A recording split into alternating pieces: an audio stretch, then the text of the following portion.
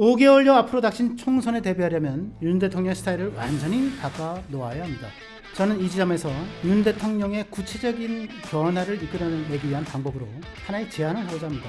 윤 대통령 휴대폰에 쏟아지고 있는 친윤 인사들의 사적인 메시지를 금해야 된다. 그리고 일부 편향된 미디어 플랫폼에 대통령이 너무 의존하는 것을 좀 막아야 되겠다.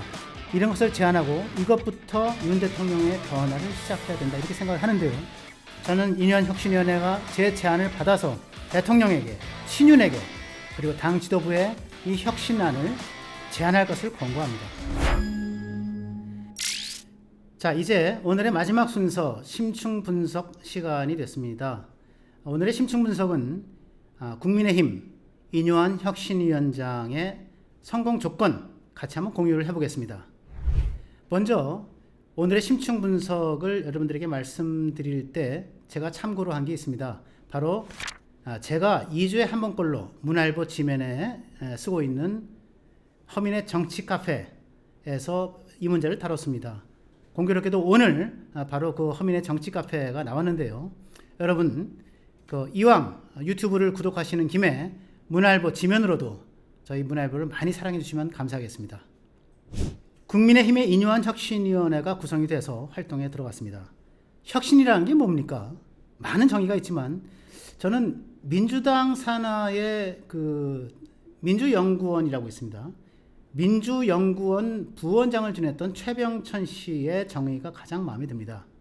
그분에 따르면 혁신이란 약점을 보완해서 중도층을 확장해 나가는 것 또는 약점을 보완해서 지지층의 외연을 확장하는 것입니다.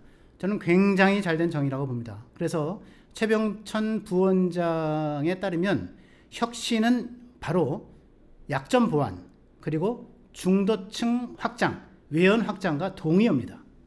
그럼 집권 세력의 외연 확장을 가로막는 최대의 약점은 과연 무엇일까? 결론부터 얘기해 드리겠습니다. 저는 단언컨대 지금 이 상황에서 윤석열 대통령 국정 운영 스타일이라고 봅니다. 시민들에게, 국민들, 유권자에게 다소 오만해 보이고 또 불통스러워 보이고 또 독선적으로 보이는 그런 스타일. 난 이것이 최대의 약점이라 보고요. 그래서 윤 대통령이 변하는 게 최고의 혁신이다. 그리고 이것을 일궈내는 게 인유한 혁신위원회의 최대 혁신 과제다. 전 이렇게 생각을 합니다. 사실 혁신이라고 하는 것은 참 성공하기가 어렵습니다. 왜 그럴까요? 역대 보수 정당에 구성됐던 혁신위원회의 사례를 잠시 좀 살펴보겠습니다. 2005년대 그러니까 이것이 노무현 정부 때니까 아마 이제 이 보수 정당이 야당 시절이었던 것 같은데요. 홍준표 혁신위원회가 있었고요. 그리고 2014년 박근혜 정부 때입니다. 그래서 김문수 혁신위원회 여당 시절의 혁신위원회죠.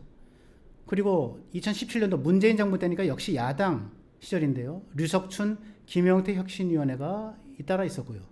그리고 지난해 윤석열 정부가 들어선 이후로 최재형 혁신위원회가 들어섰습니다. 그리고 지금 인유한 혁신위원회가 이제 구성이 됐고요. 인유한 혁신위원회는 뭐 이제 막 시작을 했으니까 그 성패를 알 수 없는 거고요. 다만 앞선 5개 혁신위원회를 살펴보면 그 결과에 있어서 홍준표 혁신위원회를 제외하고는 성공한 전례가 없습니다.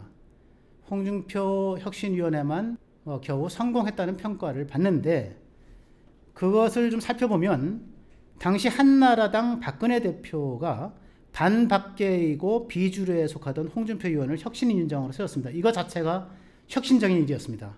그리고 전권을 부여했어요. 혁신위는 대선 주자 공천 룰을 대폭 손봤습니다. 즉 박근혜 대표 자체가 대선 주자였는데 아랑곳하지 않고 공천 룰을 대폭 손봤어요. 국민선거인단의 30%를 할당을 했습니다. 그리고 전략공천 지역을 주로 당대표가 말하자면 주무르는 전략공천지역을 30%로 규정했던 당원 92조를 삭제했습니다. 주류의 거센 반발이 있었지만 박근혜 지도부는 과감하게 혁신안을 받아들였고요. 수용했습니다. 그리고 2006년도 지방선거에서 승리를 했고 이것이 2007년 대선 승리에도 기억했다고 저는 판단을 합니다. 정치 현장을 오래 취재했던 제 입장에서 볼 때 혁신위는 언제 구성되는 거냐? 시니컬하게 얘기하면요.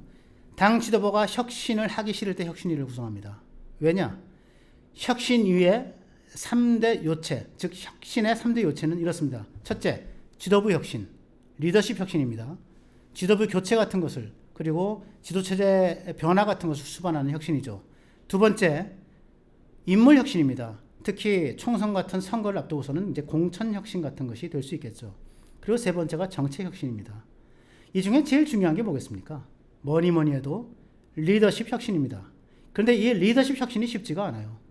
리더십을 바꾸는 거니까, 지도체제를 변화시켜야 되는 거니까, 지도부가 지도체제의 변화를 원하지 않으니까 혁신위를 구성했는데, 즉 지도체제의 변화를 원한다면 과감히 자기가 지도부됨을 버리고 비상대책위원회를 갖거나 이렇게 했겠죠. 혁신위를 구성했는데 그 혁신위가 지도체제를 건들 수 있을까요? 그래서 어렵다는 겁니다. 리더십 혁신은 여권에서는 대통령 리더십과 당대표 리더십 이 두 개를 혁신하는 겁니다. 그런데 김기현 당대표 체제 지금 건들 수 없어요. 왜? 구청장 보궐선거에서 여당이 참패했지만 대통령께서 뭐라고 얘기했습니까? 차분한 변화를 하자 이렇게 얘기를 했어요. 차분한 변화. 이 메시지에 힘입어서 김기현 체제는 그대로 유지가 됐습니다. 2기 체제로 갔어요. 즉 김기현 지도부 체제는 당분간은 유지가 됩니다. 그러면 결국 지도체제, 즉 리더십 체제의 혁신이라고 하는 것은 대통령 국정운영 스타일의 변화밖에 남지가 않습니다. 그런데 대통령 국정운영 스타일을 변화, 이것이 쉽습니까? 대통령 리더십의 변화를 이끌어내는 것, 이건 정말 어려운 일이죠. 여러분 생각해 보십시오.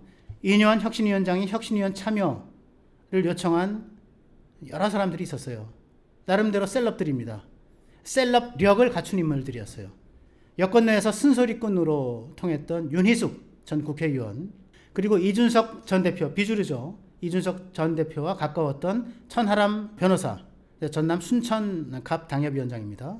그리고 조국 흑서의 저자로 알려졌던 김경률 회계사, 이런 사람들에게 전부 다 혁신위 참여를 요청을 했는데 한결같이 거부당했습니다. 왜 그랬을까요?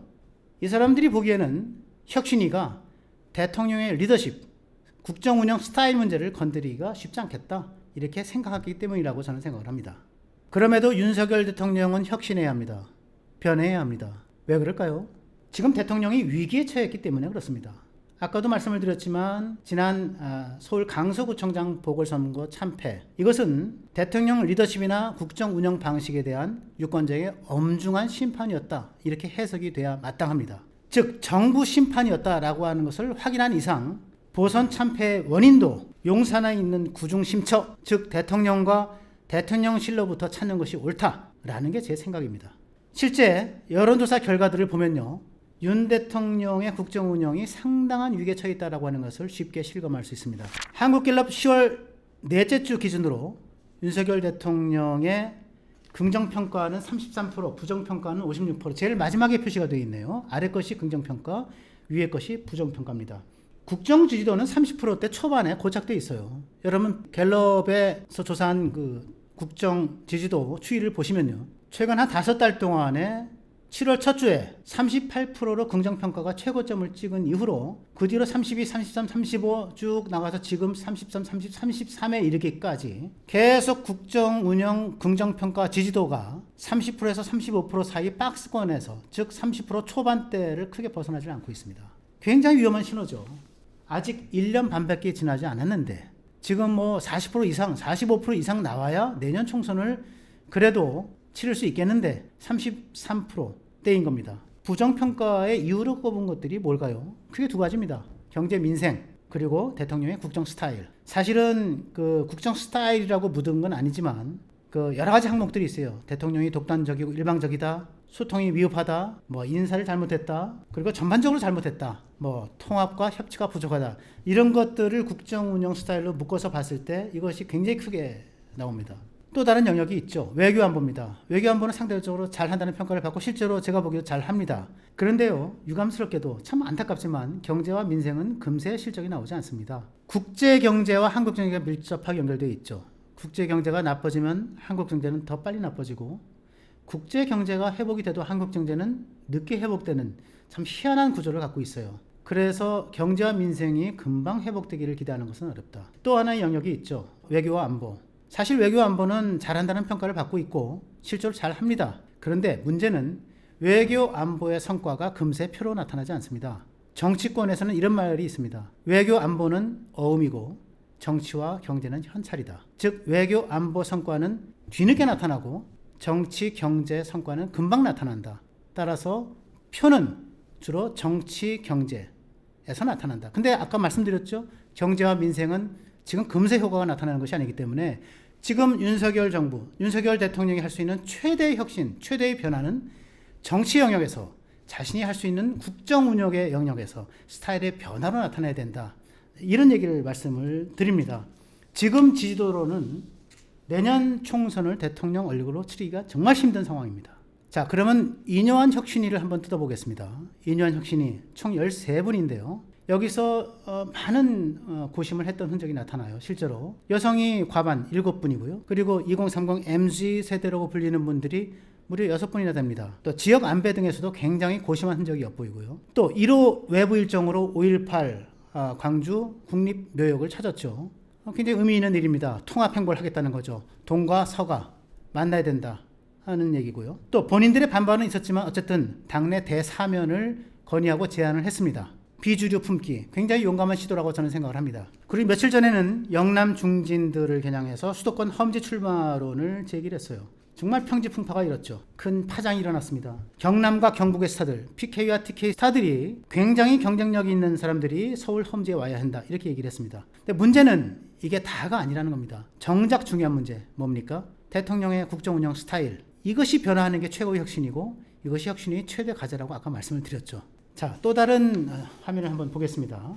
왜 대통령이 혁신해야 되는가? 바로 중도층, 수도권, 청년층을 움직이기 위해서입니다.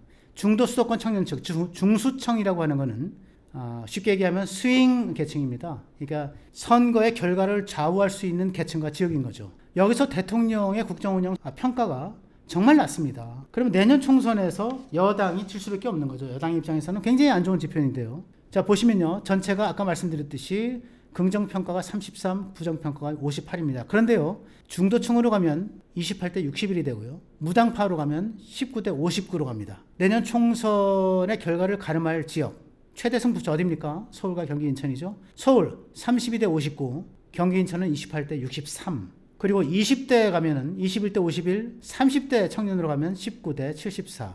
험악하기 짝이 없습니다. 유감스럽게도 인요한 혁신위원회가 공천 혁신을 제대로 할 수 있을까라는 데는 의문이 듭니다. 그리고 정책 혁신을 하기에도 좀 애매한 지점이 있어요. 왜냐하면요, 이미 당의 총선 기획단이 가동되기 직전이고요. 그리고 인재영입위원회가 조만간 뜨게 됩니다. 그러면 이 총선 기획단과 인재영입위원회가 사실은 총선과 관련된 그리고 공천과 관련된 여러 가지 룰이나 혁신과 관련된 아이디어를 다 이제 수집을 하고 제안을 할 겁니다. 사실상 인요한 혁신위원회가 할 일이 많지 않다는 거죠. 정책 혁신도 마찬가지입니다. 제가 이렇게 보니까 인요한 혁신위원회 위원들이 정책 전문가들이 그렇게 많지 않아요.